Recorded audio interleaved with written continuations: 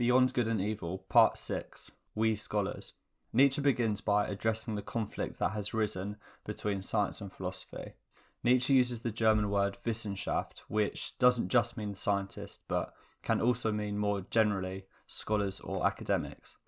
He begins by stating that science is now, with great high spirits and a plentiful lack of understanding, taking it upon itself to lay down the laws for philosophy, and for once to play the master. What am I saying? To play the philosopher itself. So science has taken precedence over philosophy and reduces it to purely a theory of knowledge. In other words, science governs what philosophy can study, namely only scientific areas and disciplines, and Nietzsche claims that it is no longer philosophy at all. He goes on to say how people see philosophy as useless in the following phrase. Now it was that colour-blindness of the utility man who sees in philosophy nothing but a series of refuted systems and a wasteful expenditure which benefits nobody. One of the reasons for people's dislike of philosophy, or more particularly the scientist or the scholar's dislike of philosophy, is given in the following phrase. A disrespect for an individual philosopher which had involuntarily generalised itself into a disrespect for philosophy. So if they dislike one philosopher, then they come to disregard the field as a whole. And we can see here how, like what we've talked about in previous videos, how the objective man is actually run by his emotions and dislikes of others. He is not a completely rational and objective agent, which he may think of himself as. Nietzsche takes a much different view and thinks that science is not independent of philosophy and is actually something much more fundamental. This is due to the fact that science itself contains many philosophical assumptions, such as causality, determinism, reductionism, and so on, all of which themselves need to be examined from a philosophical point of view. So it is wrong to think of philosophy as being secondary to science, and especially wrong to disregard philosophy altogether. Another concept explored in Chapter 6 of Beyond Good and Evil is the problem of specialisation that plagues modern society. Nietzsche explains the problem as follows. He, the potential philosopher, will let himself be stopped somewhere and specialise so that he will never reach his proper height, the height from which he can survey, look around and look down. The problem is that people are pressured to specialise in some very niche, esoteric subdomain of some discipline, and this prevents them from ever looking at the big picture and seeking to answer the real, deep and meaningful questions of life. The current structure of society is not conducive to the development of the new and greater type of philosopher.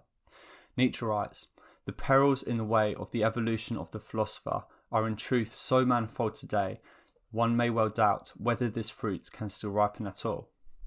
With respect to some traits of the true philosopher, Nietzsche says, "The genuine philosopher risks himself constantly. He plays the dangerous game. These philosophers are willing to take the risks inherent in asking and seeking to answer the big questions in life that very few are willing to delve into." Another concept explored is the problem of objectivity that is present within society, and particularly within science. Nietzsche states the difference between the genius or the true philosopher and the scholar or average man in the following phrase. The genius begets and bears, whereas the scholar, the average man of science, always has something of the old maid about him, for, like her, he has no acquaintanceship with the two most valuable functions of mankind, namely the begetting and bearing of new ideas. Currently, the scholar, or the objective man, removes himself from his work and merely collects facts and ideas that he comes across and arranges them. He never comes up with new ideas of his own, but only borrows them from other people. Nietzsche elaborates, "What is the man of science? An ignoble species of man for a start, with the virtues of an ignoble, that is to say, subservient, unauthoritative, and unself-sufficient species of man. He possesses industriousness, patient acknowledgement of his proper place in the rank and file, uniformity and moderation in abilities." So, according to Nietzsche, there is nothing great about a man of science. There is no strong, genuine desire or drive to answer the big questions of life, but only a kind of shallow desire for honour and recognition. They have developed in themselves an instinct of mediocrity. Nietzsche goes on to say of the scholar that he is full of petty envy and has very keen eyes for what is base in those natures to whose heights he is unable to rise. And this is an example of an inversion of values, which we have spoken a lot about in previous videos, but the basic idea is that the scholar comes to despise those traits of great men and philosophers that he lacks in himself. Furthermore, Nietzsche writes, "Be cautious and put a stop to the exaggerated way in which the depersonalization of the spirit is today celebrated as redemption and transfiguration, as if it were the end in itself." Linking to this is the phrase, "He, the scholar, is only an instrument, let us say a mirror. He is not an end in himself." And the objective man is in fact a mirror, accustomed to submitting to whatever wants to be known, lacking any other pleasure than that provided by knowledge. These last two quotes refer to the idea that objectivity is meant to not serve human interests and instead is meant to be an end in itself. However, Nietzsche claims that it fails in this respect because there is always a purpose behind seeking knowledge, whether it be for personal pleasure or gain, or for increasing one's feeling of power, and so on. And more on the scholar as being a mirror. His mirroring soul, forever polishing itself, no longer knows how to affirm or how to deny. He does not command, neither does he destroy. Nor is he an exemplar. He neither leads nor follows. He sets himself altogether too far off to have any reason to take sides between good and evil. And we must accept the bleak fate of the objective man, that in himself he is nothing. Another key idea in this chapter is the two main types of skepticism, a strong type and a weak type. The first type is adopted by the mediocre man. This type of skepticism prevents all action and leads the man to doubt everything. Thus, he is likely to become a man of science, that is, one who never has to lead or command or decide anything. Instead, their will becomes paralysed and broken, and consequently, they take no position on any matter whatsoever, and hence can achieve nothing great. One problem of this type of skepticism is that it is skeptical about everything but its own skepticism. If only it turned its skepticism in onto itself, then it may achieve a lot more and lead man to greater things. The second type, which Nietzsche calls a new and stronger species of skepticism, is one that he associates with the leadership of Frederick the Great. Whether it is characterised by intrepidity of eye, by bravery and sternness of dissecting hand, or by tenacious will for perilous voyages of discovery, it is a stronger type of skepticism the great philosopher will adopt.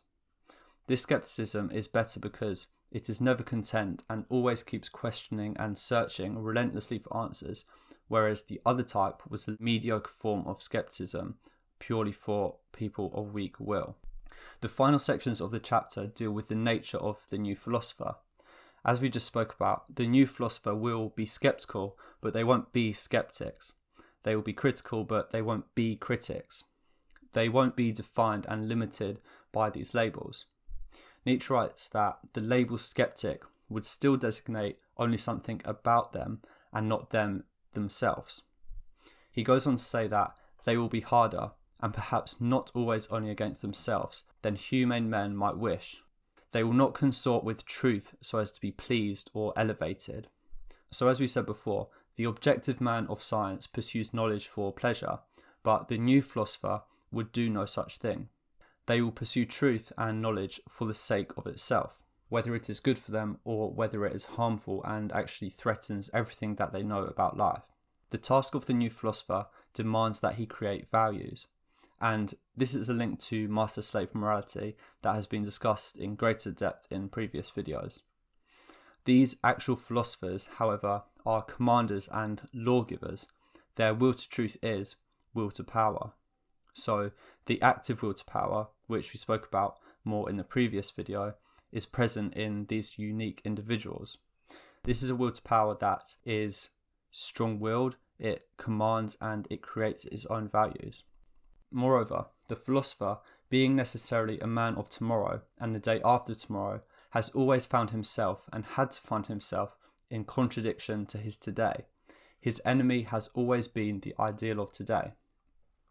This means that the new type of philosopher stands outside of society, which allows them to observe it, critique it, and see the flaws in its ideals. Also, with respect to the traits that these new philosophers will possess, Nietzsche writes, "In the philosopher's ideal, precisely strength of will, the hardness and capacity for protracted decision must constitute part of the concept of greatness.